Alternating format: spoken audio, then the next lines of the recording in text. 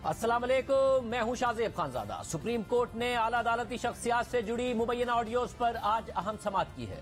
मुबैना audio leaks की तहकीकात करने वाले कमीशन के खिलाफ चेयरमैन पीटीआई इमरान खान और सुप्रीम कोर्ट बार के सदर आबिद जुबैरी ने दरख्वास्तें दायर की थी और हुकूमत ने chief justice उमरता Bandial, justice Ejazul Ehsan और जस्टिस मुनीब अख्तर पर एतराज किया था कि मुबैना ऑडियोज इन जजेस से मुताल्लिक हैं, इसलिए वो इस केस की समाअत न करें। और आज चीफ जस्टिस की सरबराही में 5 रुकनी बेंच ने इस एतराज पर फैसला महफूज कर लिया है। चीफ जस्टिस उमरता बंदियाल ने आज की समाअत के दौरान रिमार्क्स दिए हैं कि महज इल्जामात की बुनियाद पर जजेस पर एतराज नहीं किया जा सकता।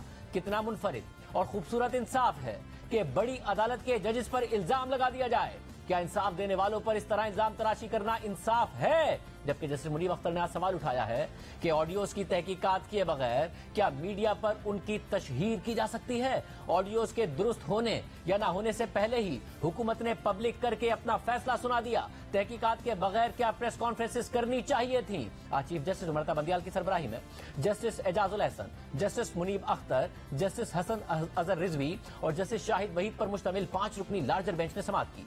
चीफ जस्टिस ने अटॉर्नी जनरल से मुकालमा करते हुए पूछा कि आप किस नुक्ते पर दलाइल देंगे। अटॉर्नी जनरल ने कहा कि किसी केस में जजेस के जाती मफाद के टकराव से मुताल्लिक बात करूंगा। चीफ जस्टिस ने रिमार्क्स दिए कि आपकी दरख्वास्त में एक कमी है। चीफ जस्टिस ऑफ पाकिस्तान आईनी ऑफिस है जिसके अपने इख्तियारात हैं। अगर चीफ जस्टिस मौजूद ना हो तो कायम मकाम चीफ जस्टिस काम करता है। Attorney general Sahib, chief justice पर इल्जामात लगाकर बेंच से अलग होने का नहीं कहा जा सकता। चीफ जस्टिस या जज पर इल्जामात लगाकर इख्तियारात कम नहीं किए जा सकते। चीफ जस्टिस सिर्फ गैर मौजूदगी में अपना कायम मकाम मुकर्रर करता है। चीफ जस्टिस ने अटॉर्नी जनरल से सवाल किया कि आप कैसे मफरूजे पर बात कर सकते हैं कि केस में चीफ जस्टिस समेत 2 जजेस का मफाद वाबस्ता है। महज इल्जामात की बुनियाद पर जजेस पर एतराज नहीं किया जा सकता। एग्जीक्यूटिव सुप्रीम कोर्ट के इख्तियारात में मुदाखलत न करे। इंक्वायरी कमीशन बनाने से पहले हमसे पूछा तक नहीं गया। इसके बाद अटॉर्नी जनरल जजेस के जाती मफाद से मुतालिक सुप्रीम कोर्ट के फैसलों का हवाला देने लगे तो जस्टिस मुनीब अख्तर ने रिमार्क्स दिए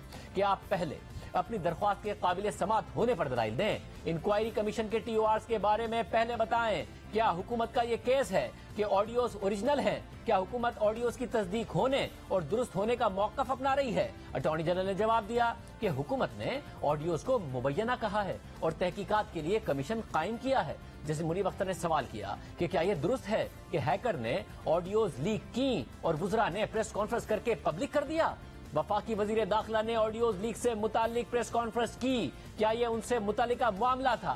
ऑडियोज की तहकीकात किए बगैर क्या मीडिया पर उनकी तशहीर की जा सकती है? ऑडियोज के दुरुस्त होने या ना होने से पहले ही हुकूमत ने पब्लिक करके अपना फैसला सुना दिया। तहकीकात के बगैर क्या प्रेस कॉन्फ्रेंसेस करनी चाहिए थी? वजीर आजम को आकर कहना चाहिए था कि वुज़रा की प्रेस कॉन्फ्रेंस से मेरा कोई ताल्लुक नहीं है। कानून के मुताबिक क्या हकीकत जाने बगैर हुकूमती ओहदेदार जज पर इल्जाम लगा सकता है? अटॉर्नी जनरल ने इस पर कहा कि किसी वजीर की प्रेस कॉन्फ्रेंस को काबीना का फैसला या बयान नहीं कह सकते। जैसे मुनीब अख्तर ने इस पर रिमार्क्स दिए कि वजीर अगर अपनी मर्जी से बात करे तो ये काबीना का बयान तसव्वुर होगा। वुज़रा प्रेस कॉन्फ्रेंस में सब कह चुके तो दरख्वास्त की क्या हैसियत रह जाती है? अटॉर्नी जनरल ने कहा कि यह देखना होगा कि वुज़रा के बयानात 19 मई से पहले के हैं या बाद के हैं। हुकूमत ने इंक्वायरी कमीशन 19 मई के बाद कायम किया। चीफ जस्टिस ने सवाल किया कि क्या हुकूमत ने अपने वसाइल इस्तेमाल करके पता किया कि ऑडियोज रिकॉर्ड कहां और कैसे हो रही हैं? अटॉर्नी जनरल ने कहा कि हुकूमत ने ऑडियोज की तहकीकात और इसीलिए कमीशन तश्कील दिया था। हुकूमत चाहती थी कि इंक्वायरी कमीशन ऑडियोज की तमाम तर तहकीकात करे। चीफ जस्टिस ने इस पर रिमार्क्स दिए कि कितना मुनफरिद और खूबसूरत इंसाफ है कि बड़ी अदालत के जजेस पर इल्जाम लगा दिया जाए। क्या इंसाफ देने वालों पर इस तरह इल्जाम तराशी करना इंसाफ है? प्रेस कॉन्फ्रेंस करके जजेस पर इल्जामात लगाए गए हैं। अटॉर्नी जनरल ने कहा कि मैं काबीना के मौकफ का दिफा करूंगा, किसी इंफरादी वजीर का दिफा नहीं करूंगा। चीफ जस्टिस ने रिमार्क्स दिए कि मीडिया और पेमरा से जवाब मांगेंगे कि जजेस पर इल्जामात की तशहीर कैसे की गई। कुरान पाक भी किसी पर इल्जाम तराशी से मना करता है। चीफ जस्टिस ने रिमार्क्स देते हुए सवाल किया कि इंडीबेल का पता चला? इंडीबेल ट्विटर हैंडल का पता करें कि वो मुल्क से ऑपरेट करता है या बैरून मुल्क से ऑपरेट हो रहा है। जैसे मुनीब अख्तर ने रिमार्क्स दिए कि कोई भी इंडीबेल हैकर से कहकर जजेस के खिलाफ झूठी खबरें लगवा सकता है। ऐसे नहीं होता कि कोई एतराज उठाए और जज बेंच से अलग हो जाए। सोशल मीडिया के मनफी पहलू भी हैं। अटॉर्नी जनरल ने इस पर कहा कि लीक्ड ऑडियोज में से एक चीफ जस्टिस की साथ से मुताल्लिक है। जैसे मुनीब अख्तर ने अटॉर्नी जनरल से सवाल किया कि क्या आपका इस वक्त केस यह है कि ऑडियोज बादियों नजर में दुरुस्त हैं?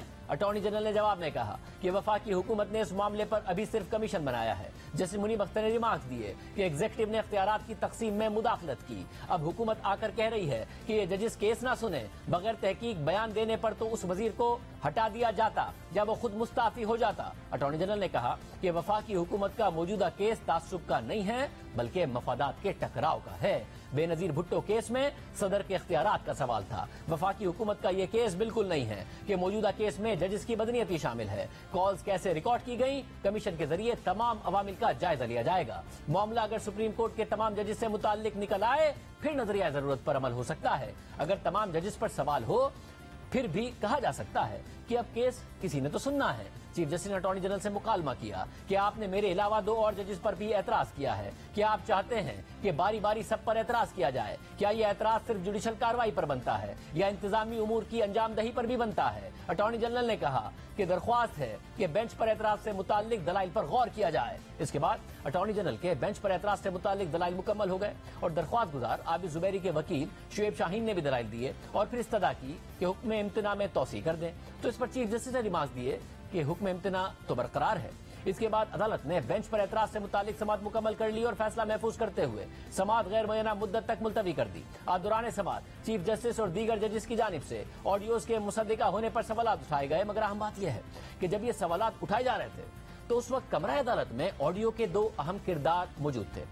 जियो न्यूज के नुमाइंदा खुसूसी अब्दुल कयूम सिद्दीकी और दरख्वास्त गुजार आबिद जुबैरी, इन दोनों की ऑडियोज लीक हुई हैं और कमीशन के TORs में उनकी तहकीकात का कहा गया है। वो आज अदालत में मौजूद थे और उनसे इसकी सदाकत का पूछा जा सकता था, क्योंकि अहम बात यह है कि ऑडियो में मौजूद अक्सर किरदारों ने ऑडियो के मुसद्दिका होने पर सवाल भी नहीं उठाए हैं। अब्दुल कयूम सिद्दीकी की तहरीक इंसाफ के वकील ख्वाजा तारिक रहीम से बातचीत की ऑडियो लीक हुई, जिसमें वो इमरान खान के केस के हवाले से बात कर रहे थे और फिर उसी दिन हमारे प्रोग्राम में अब्दुल कयूम सिद्दीकी ने ऑडियो में होने वाली बातचीत की तस्दीक की। एक जर्नलिस्ट अपनी सोर्सेज से बात करता है, मालूमात लेता है। आपने आज ट्वीट भी कर दिया था तकरीबन 4:14 पर कि सुप्रीम कोर्ट इमरान खान को 1 दिन की जमानत दे देगी, फिर वो और कहेगी कि इस्लामाबाद हाई कोर्ट को आप अप्रोच करें और कोई मॉब लेके नहीं जाएंगे, यानी कि लोग लेके नहीं जाएंगे, और पटिशन सुनेगा चीफ जस्टिस के अलावा कोई और जज, या आपके जराए दावा कर रहे हैं। ये जाहिर है कि सोर्सेज का मामला होता है। अब तो कॉल लीक हो चुकी हुई है, तो अब इसको डिनाई करने की कोई बात नहीं है और एथिक्स भी यही कहते हैं। जी हाँ, बिल्कुल ये बात हुई मेरी उनके साथ और जाहिर है मैं इसलिए आपको इसलिए बता रहा हूँ क्योंकि ख्वाजा तारिक रहीम ने मुझे ये नहीं कहा कि ये कोई ऑफ द रिकॉर्ड गुफ्तगू है या नहीं है, लेकिन ये गुफ्तगू मेरी उनके साथ हुई। ख्वाजा तारिक रहीम ने भी अब्दुल कयूम सिद्दीकी की तस्दीक की तरदीद नहीं की। इसी तरह ऑडियो लीक्स में एक और अहम किरदार ख्वाजा तारिक रहीम का है, जो दूसरी ऑडियो में सामने आता है, जिनकी अपनी भी ऑडियो लीक हुई और एक ऑडियो ख्वाजा तारिक रहीम ही की अहलिया और चीफ जस्टिस की सास की भी है। खुद ख्वाजा तारिक रहीम ने कयूम सिद्दीकी के यूट्यूब चैनल से बात करते हुए अपनी अहलिया और चीफ जस्टिस की सास की ऑडियो की तस्दीक की थी।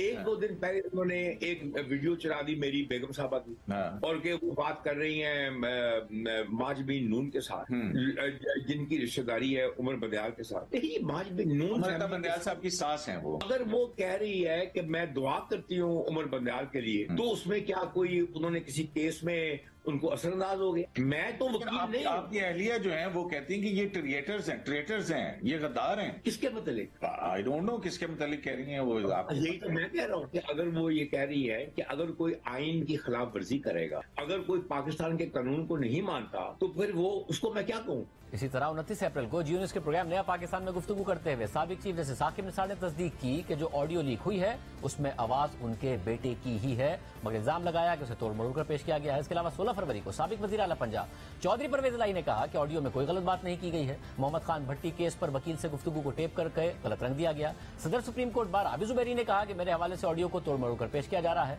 इन तीनों किरदारों ने ऑडियो में अपनी आवाज की तरदीद नहीं की।